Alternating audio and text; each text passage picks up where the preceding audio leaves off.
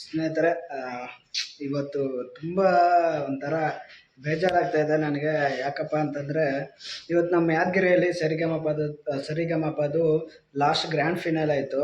ಅದಕ್ಕೋಸ್ಕರ ನಾವೆಲ್ಲ ರೆಡಿಯಾಗಿಬಿಟ್ಟು ಫ್ಯಾಮಿಲಿ ಜೊತೆನೇ ಎಲ್ಲ ಹೋಗಿದ್ವಿ ಸ್ಟೇಡಿಯಮ್ಗೆ. ಅಲ್ಲಿ ಹೋದ್ಮೇಲೆ ಗೊತ್ತಾಯಿತು ಇವತ್ತು ಪ್ರೋಗ್ರಾಮು ಕ್ಯಾನ್ಸಲ್ ಆಗಿದೆ ಅಂತೇಳಿ. ಯಾಕೆ ಕ್ಯಾನ್ಸಲ್ ಆಯ್ತಪ್ಪ ಅಂತಂದರೆ, ಒಂದು ರೀಸನ್ ಏನು ಹೇಳ್ತಾ ಇದ್ದಾರೆ, ಅವರು ಇವೆಂಟ್ ನಡೆಸೋರು ಜಿ ಕನ್ನಡದವರು ಪರ್ಮಿಷನ್ ತೊಗೊಂಡಿಲ್ಲ ಅಂತೇಳಿ ಒಂದು ಹೇಳ್ತಾ ಇದ್ದಾರೆ. ಇನ್ನೊಂದು ಏನಪ್ಪ ಅಂತಂದರೆ, ಅಲ್ಲಿ ಬಾಂಬ್ ಇಟ್ಟಿದ್ದಾರೆ, ಈ ಥರ ಮೆಸೇಜ್ ಬಂದಿದೆ ಅಂತೇಳಿ ಇನ್ನೊಬ್ರು ಹೇಳ್ತಾ ಇದ್ದಾರೆ. ಆದ್ರೆ ಕ್ಲಿಯರಾಗಿ ಅದ್ರ ಬಗ್ಗೆ ಯಾರು ಇನ್ನೂ ಹೇಳ್ತಾ ಇಲ್ಲ. ಅದಕ್ಕೋಸ್ಕರ ಇವೆಂಟ್ ಕ್ಯಾನ್ಸಲ್ ಆಯಿತು. ತುಂಬ ಏನೇನೋ ಅಂದ್ಕೊಂಡ್ಬಿಟ್ಟು ಹೋಗಿದ್ವಿ ಆ ಇವೆಂಟ್ಗೆ. ನಾನು, ನಮ್ಮ ಫ್ರೆಂಡ್ಸು, ನಮ್ಮ ಫ್ಯಾಮ್ಲಿ ಎಲ್ಲರೂ ಕೂಡ ಹೋಗಿದ್ವಿ. ಒಂಥರ ತುಂಬ ದುಃಖ ಆಗ್ತಾಯಿದೆ. ನಮ್ಮೂರಿಗೆ ಒಂಥರ, ನಮ್ಮ ಜಿಲ್ಲೆಗೆ ಒಂಥರ ಕೆಟ್ಟ ಹೆಸರು ಥರ ಆಗಿಬಿಡ್ತಿದ್ದು. ಈ ಥರ ಆಗಬಾರ್ದಾಗಿತ್ತು. ಪರ್ಮಿಷನ್ ತೊಗೊಂಡಿಲ್ಲ ಅಂತಂದರೂ ಕೂಡ ಏನೋ ಇವಾಗ ನಡೆಸ್ತಾ ಇದ್ದಾರೆ ಅಂತೇಳಿ ಪರ್ಮಿಷನ್ ಏನಾದರೂ ಕೊಟ್ಟಿದ್ರೆ ಏನೋ ನಮ್ಮ ಜಿಲ್ಲೆಯ ಮಾನ ಮರ್ಯಾದೆ ಏನಾದರೂ ಉಳಿತಾ ಇತ್ತು. ಇವಾಗ ಅದು ಕೂಡ ಕಳೆದೋಯ್ತು.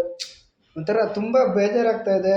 ಅಷ್ಟು ದೊಡ್ಡ ಇವೆಂಟು ನಮ್ಮ ಜಿಲ್ಲೆಯಲ್ಲಿ ನಡೀತಾ ಇತ್ತು, ಅದನ್ನೇ ಕ್ಯಾನ್ಸಲ್ ಮಾಡಿಬಿಟ್ರು ಅಂತೇಳಿ ತುಂಬ ಬೇಸರ ಆಗ್ತಾಯಿದೆ. ನಾನು ಏನು ಮಾತಾಡ್ಬೇಕಂತ ನನಗೆ ನಿಜವಾಗ್ಲೂ ಅರ್ಥ ಆಗ್ತಾಯಿಲ್ಲ.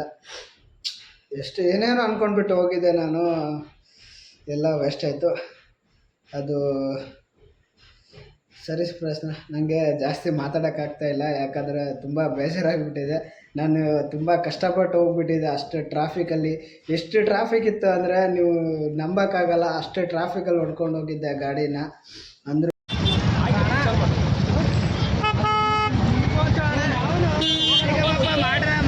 ನೋಡಿ ಇಷ್ಟೊಂದು ಟ್ರಾಫಿಕ್ ಇದೆ. ಈ ಥರ ಹಿಂಸೆ ಕೊಟ್ಟರೆ ಯಾರು ಬದುಕ್ತಾರೆ? ಇಲ್ಲ ನಮ್ಮಲ್ಲಿ ನೋಡಿ ಸರಿಗಪ್ಪ ಮಾಡ್ರೆ ನಮ್ಮ ಯಾದಗಿರಾಗ ಏನಿದೆ ಟ್ರಾಫಿಕ್. ಈ ಥರ ಹಿಂಸೆ ಕೊಟ್ಟರೆ ಯಾರು ಬದುಕ್ತಾರೆ? ಕೂಡ ಎಲ್ಲ ವೇಸ್ಟ್ ಆಯಿತು.